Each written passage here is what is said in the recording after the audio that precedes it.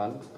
Terima kasih teman-teman media semuanya. Saya akan melanjutkan biar ini kita bisa to the point terhadap problem utamanya dan kesimpulan dan rekomendasi Komnas HAM untuk rekonstruksi peristiwa. Nggak akan saya bacakan, saya akan membacakan langsung terkait analisis faktual-faktual yang tadi dijelaskan oleh Pak BK. Dari analisis faktual-faktual itu, standing Komnas HAM kayak apa? Nah itu di situ nanti terus kita tarik kesimpulannya apakah terjadi pelanggaran HAM ataukah tidak, gitu ya. Nah yang faktual-faktual tadi yang diceritakan oleh Pak BK itu bagian sedikit saja sebenarnya dari laporan lengkap kami yang jumlah halamannya di luar lampiran hampir 110, lebih dari 110 gitu. Nah itu fakta-faktanya kami setting dengan detail. Ya, berangkat dari temuan-temuan fakta tadi, yang pertama yang kami mempertegas adalah penggunaan gas air mata secara eksesif. Jadi secara berlebihan. Dalam peristiwa Kanjuruhan tragedi Kanjuruhan itu penggunaan gas air matanya terjadi secara eksesif. Ini karena bahwa penggunaan gas air mata dilakukan oleh aparat pengamanan secara berlebihan. Pada saat pertama kali ditembakkan gas air mata sebanyak 11 kali tembakan dilakukan dalam rentang waktu 9 detik ke arah tribun selatan atau Satelban selatan. Terus diperkirakan gas air mata yang ditembakkan ke arah tribun selatan dan tribun utara sebanyak 21 kali. Terus pada video terlihat 15 tembakan, 6 lainnya terdengar berupa dentuman. Setelahnya situasinya di lapangan telah kembali dikuasai oleh aparat keamanan. Habis itu 2 menit berikutnya itu sebelum gas air mata kembali ditembakkan. Jadi penembakan gas air mata itu ada jedahnya. Setelah sekian kali berhenti, lapangan dikuasai terus ditembak kembali. Nah itu yang juga membuat kami menganalisisnya di samping soal jumlah, itu juga soal eksesifnya. Oke, aparat kembali menembak gas air mata pada 22 jam 10.11 menit, terus pada pukul 10.11 hingga jam 10 lebih 15 diperkirakan gas air mata ditembakkan 24 kali. Berdasarkan temuan total gas air mata yang ditembakkan dalam stadion pada peristiwa ini sebanyak 45 kali. 27 tembakan terlihat dalam video dan 18 lainnya hanya terdengar. Kalau kita lihat karakter senjata ya, yang karakter senjata itu sekali tembak ada yang keluar 2, ada yang keluar 4, ada yang keluar 5, atau karakter amunisinya setelah ditembakkan dia bisa pecah, flashball gitu dia bisa pecah karena karakter senjatanya. Ada yang super flashballnya. Nah kalau 45 kali tembakan kita kira-kira 3 aja sekali tembakan amunisinya keluar, itu amunisinya bisa kurang lebih 135 kali. Tapi itu asumsi. Ya, karena kita nggak bisa memastikan itu langsung karena angkanya satu dengan yang lain saling tidak konsisten. Coba punya umum. Nah, kami menganalisis video. Nah, ini analisis yang kami lakukan. Jadi kami menganalisis video sebanyak 233 video. Jadi kami analisis dengan detail, menit per menit, jam per jam, siapa yang nembak, arah kemana tembakannya. Jadi begini, ini akan terlihat kalau di detailnya ini siapa yang nembak akan terlihat apakah ini Brimob ataukah ini Sabara, ditembakkan karakternya kayak apa. Coba naik terus. Terus.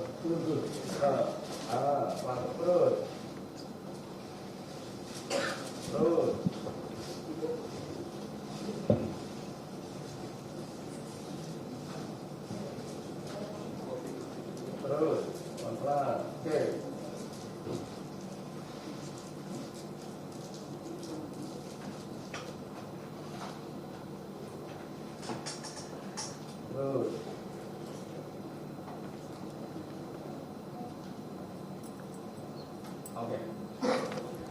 Nah itu kami menentukan arah tembakan, jumlah tembakan, detik berapa, menit ke berapa dan lain sebagainya. Termasuk juga melihat yang tadi kita perlihatkan soal pintu itu terbuka atau tertutup. Kami memeriksa 233 video. Teman-teman tim melakukan pemeriksaan dengan cukup detail. Kalibrasinya kita beresin.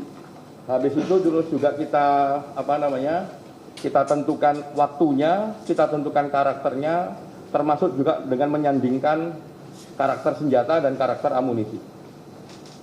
Yang berikutnya, ini nomor 2, gas air mata sebagai pemicu jatuhnya korban jiwa. Jadi ini memang standing kami sejak awal. Jadi gas air mata itu pemicu utama jatuhnya korban meninggal, luka-luka maupun trauma. Nah, ada 2 hal di sini. Yang pertama adalah dia penyebab langsung maupun penyebab tidak langsung. Penyebab langsung salah satunya itu kita lihat, nanti kita akan tampilkan videonya. Itu karena melihat karakter gas air matanya. Walaupun dia bukan sesuatu yang mematikan, tapi dalam ruang tertentu, kondisi tertentu dia bisa mematikan. Dan ini yang langsung itu terjadi di pintu 13. Ya, video yang kami bilang video kunci itu menunjukkan itu. Namun demikian, apakah kematian, apakah luka-luka dan lain sebagainya yang dialami para korban itu betul-betul diakibatkan oleh gas air mata, ya kita akan nunggu hasil otopsi. Ya, yang harus dilakukan secara ilmiah. Itu secara indirect, nanti kita tampilin videonya. Yang berikutnya terjadi secara tidak langsung. Ya, tembakan yang ke tribun dan lain sebagainya mengakibatkan kepanikan, ya. Dari panik itu juga mengalami sesak napas, mata sakit dan lain sebagainya. Terus berebut keluar pintu, ya, dengan tangga yang curam seperti itu. Di situ ada yang jatuh dan lain sebagainya, desakan dan lain sebagainya. Lah banyak yang luka, ada juga yang meninggal dan sebagainya. Nah itu yang di banyak titik pintu itu tidak kelihatan apakah itu ada gas air matanya ataukah tidak. Nah, sehingga kita sebut bahwa itu bisa terjadi secara tidak langsung. Nah, secara langsung di pintu 13. Coba di panel pintu 13.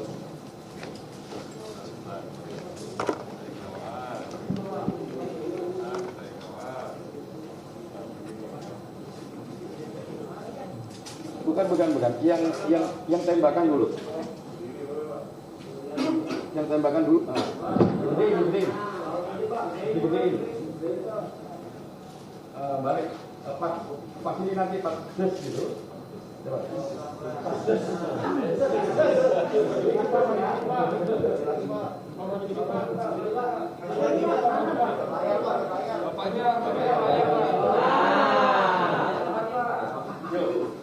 Tembakin.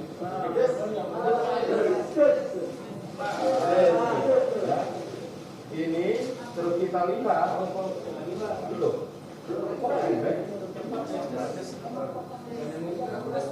Coba yang originalnya tapi nanti saya matiin di level 1. Ini bukan.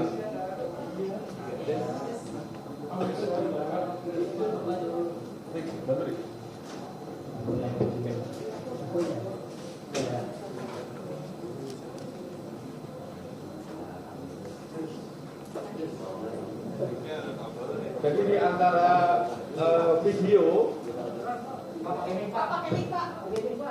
Ada nggak? Bagus.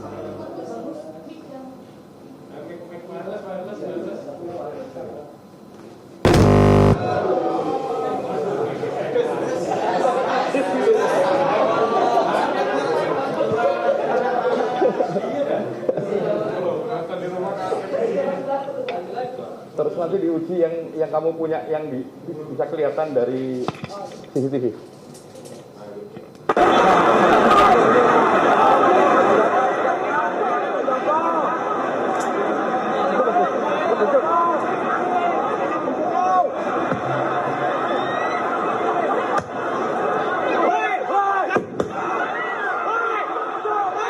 Oke ya, ini ini tadi mundur dikit.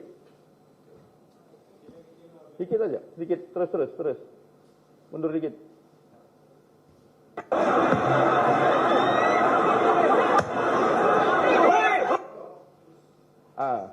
Yang biru tadi itu adalah pagar untuk orang dari tribun keluar ke pintu yang lewat tangga itu. Lanjut.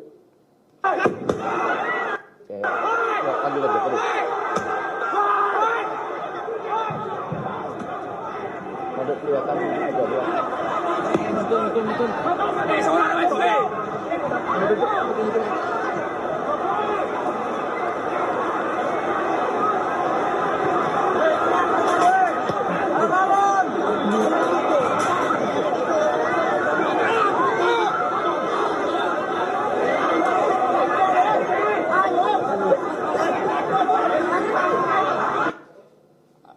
Ini exit 13 ya.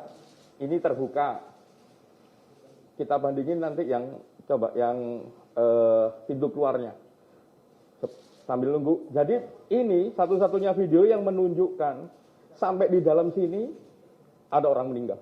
Termasuk yang ngambil video ini. Meninggal. Jadi itu kena tembakan begitu pas di tubirnya tangga tribun 13. Mereka semua turun, ya.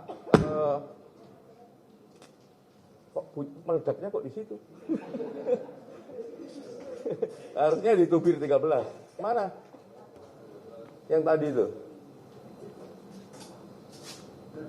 Nah, kita melihat, ya, itu sebelum macet, lah ini ya, perhatiin ya. Ini. Oh.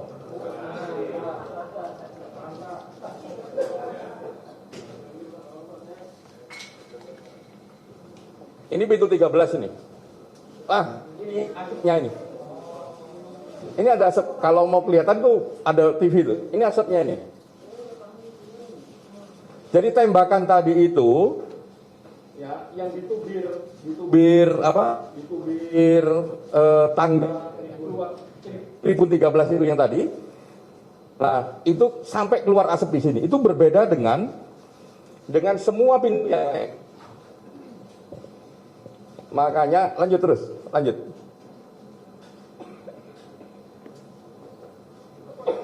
Oh, ini potongan. Nah, ketika ini sudah keluar begitu, ya, terus di sini ada kemacetan, terhambat di situ, terus ada gas air matanya. Nah, itu memungkinkan dalam diskusi kami dengan ahli kimia, ya, CS gas itu walaupun pada karakter dasarnya itu tidak mematikan, tapi dalam kondisi tertentu, ruang tertutup dan lain sebagainya, jumlah oksigen juga kecil dan sebagainya, itu memungkinkan untuk menjadi, ya, kematian. Dan satu-satunya yang kami temukan kita cek di seluruh pintu keluar itu, kita bandingin, satu-satunya adalah pintu 13 yang amunisinya itu meledak di tubir tangganya, terus di pintu keluar tadi itu kelihatan di sini itu gas sampai keluar, jadi ikutan keluar gasnya. Artinya gasnya turun sampai ruang ini. Bisa membayangkan nggak kalau nggak foto yang turun itu? Nah, ini Ini asap gasnya. Karena kita bandingin, ada juga yang di video yang lain, di sini ada asap gas, ternyata itu orang ngerokok. Beneran itu ngerokok asapnya. Kita bandingin dengan foto, kenapa kok ini kita anggap turun asapnya.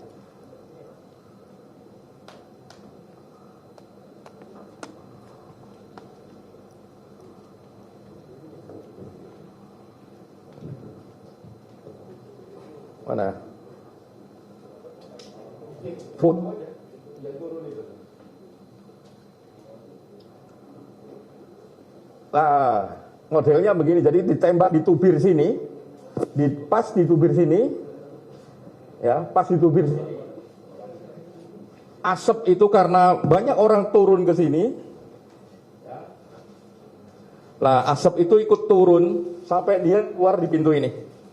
Ini pintunya. Makanya kami bilang bahwa gas air mata itu punya dua posisi. Bisa jadi memang secara langsung menyebabkan kematian, tapi harus dibandingkan dengan pendekatan ilmiah yang lain termasuk otopsi, atau dia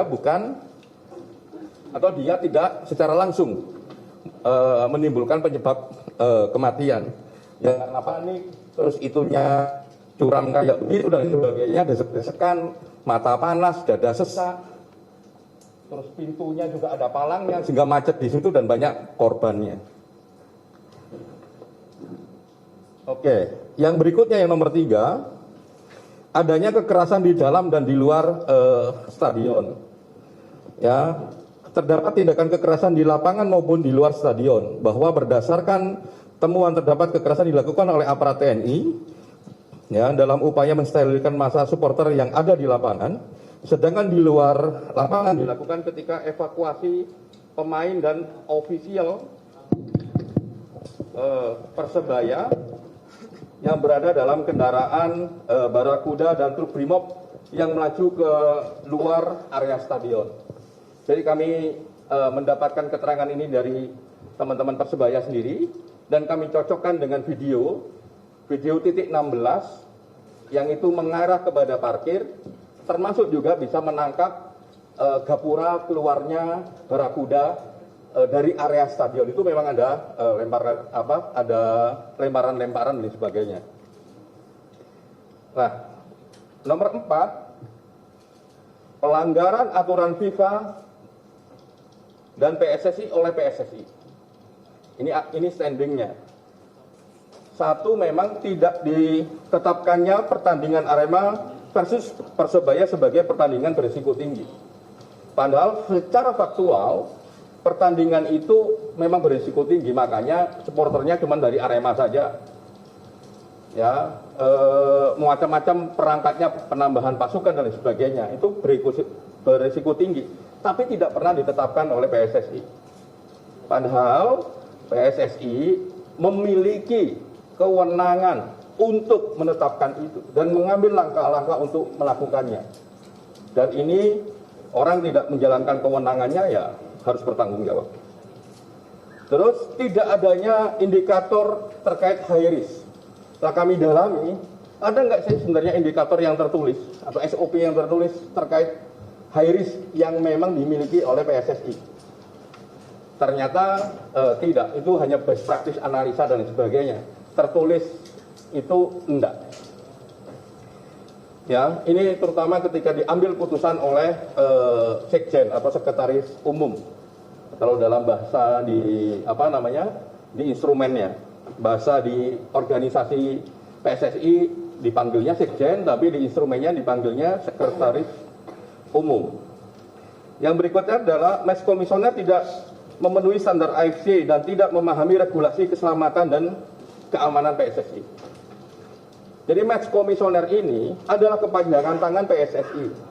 Dia memastikan regulasi PSSI itu dilakukan ataukah tidak. Ternyata Match Komisioner sendiri mengatakan dia tidak memahami regulasi keselamatan dan keamanan PSSI.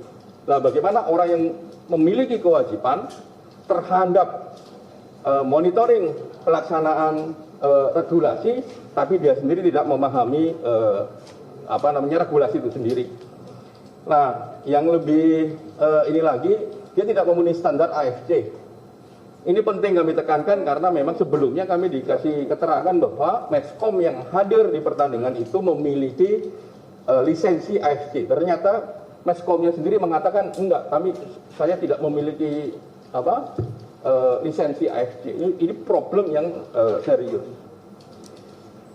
Yang berikutnya adalah PKS antara PSSI dengan Polri tidak sesuai dengan regulasi FIFA dan PSSI. Jadi tadi seperti yang dikatakan oleh Pak BK bahwa inisiatornya adalah PSSI, ya, itu PKS itu adalah desain pengamanan secara umum bagaimana penyelenggaraan sepak bola ya oleh PSSI yang melibatkan kepolisian.